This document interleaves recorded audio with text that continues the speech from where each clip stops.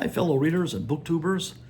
I was just about to call it a day. I was going to settle in, get some reading done before I went to bed, and I thought I would check BookTube before I did that. And all of a sudden, there was a post from Kevin Tolles Reads that I just simply could not pass up because he had posted a tag, and the tag was "Your answer can't be books."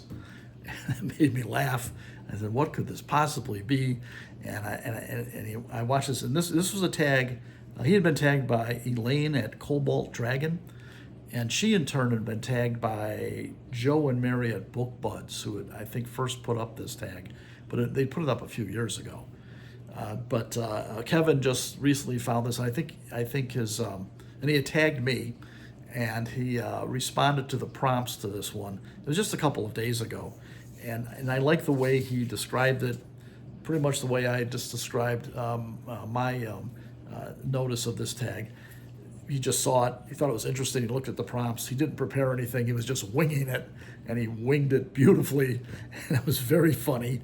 And so I thought I'd take up the challenge and do the same thing. Although I couldn't help myself, I did do a little bit of prep, but not a whole lot. I limited my prep to about 5 minutes.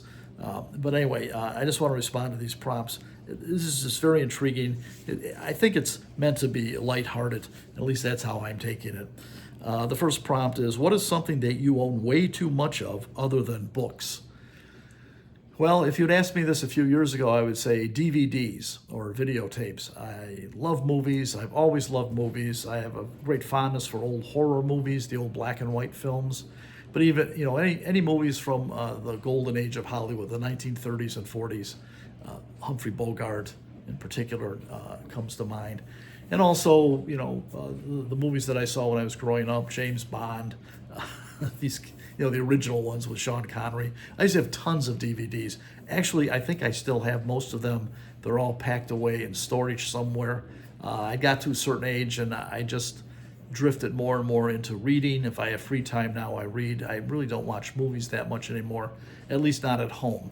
I do like going out to the movies, but I couldn't tell you the last time I bought a DVD.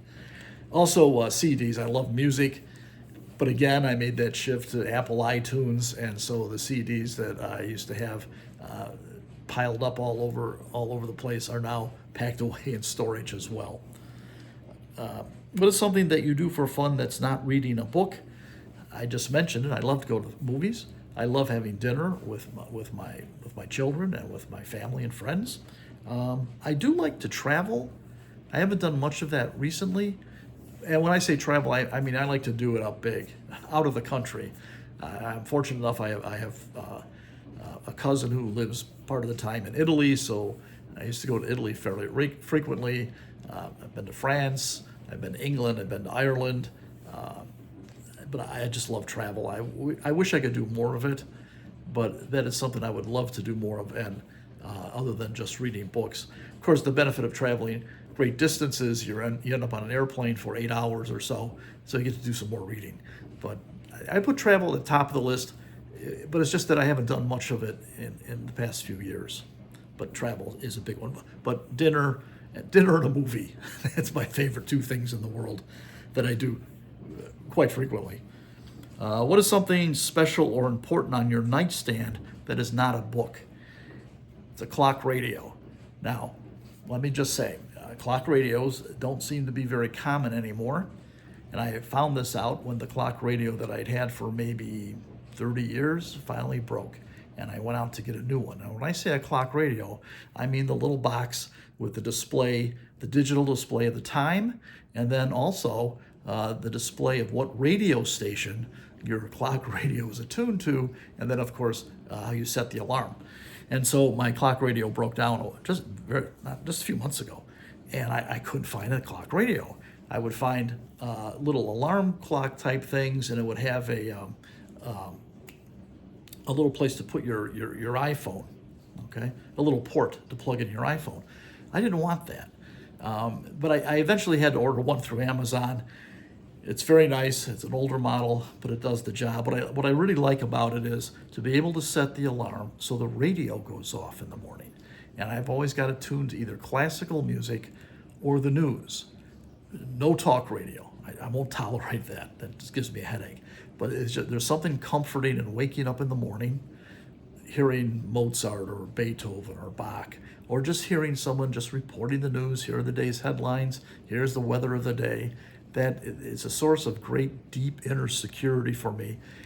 Why that is, I can't explain it. But when the question is something special or important on your nightstand that is not a book, it's my clock radio. It's my security blanket. What's something that you buy at a bookstore other than books? I go into a bookstore to buy a book or books. Occasionally, there might be an impulse buy. If I go into one of the big commercial bookstores like Barnes & Noble, quite often on the counter there as you're checking out, they'll have these overpriced chocolate candy bars. Yeah, I might buy one of those. And again, at Barnes & Noble, they always have a coffee bar. Maybe I'll get a Starbucks to go or something like that. But outside of that, if it's not books, I'm not picking up anything in a bookstore. What's a fun gift that you received that wasn't a book or a gift card for books?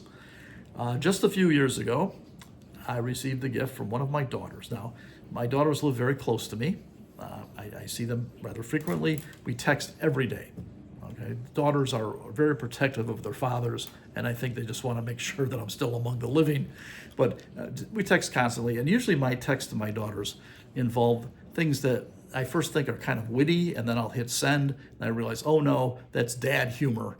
And somewhere along the line, I got into the habit of including a poop emoji every time I would send a text to my daughters.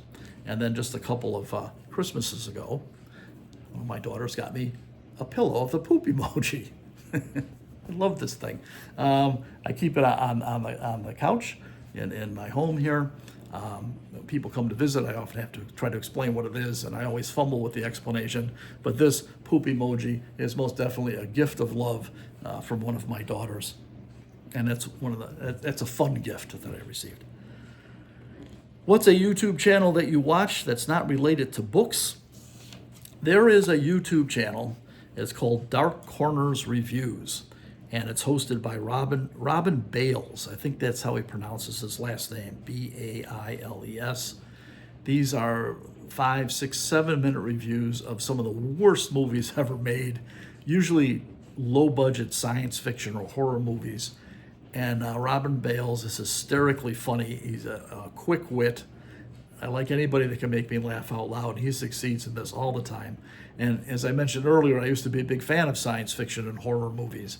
And so this YouTube channel, I check it out rather frequently. Very, very funny stuff.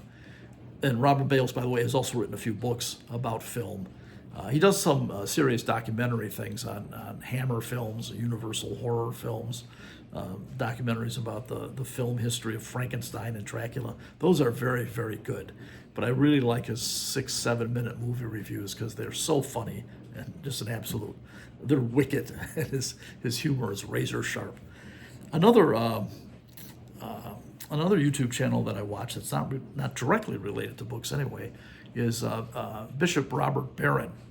I've been watching his YouTube channel back when he was just Father Robert Barron. He's a Catholic priest, recently anointed bishop. And of course, some of his posts are very much about the faith and about Catholicism. But many of his posts, well, he's always talking about some aspect of the culture, always seen through a Catholic lens. But he's not real heavy-handed about it. So even if you're not a believer, I think you would find some of these postings interesting. He's done things about various movies, books. He's posted about cultural trends. I was really fascinated to discover that he was a big Bob Dylan fan, as I am. But again, when I say fan, I don't mean, like he's got posters of Bob Dylan on the wall or anything like that.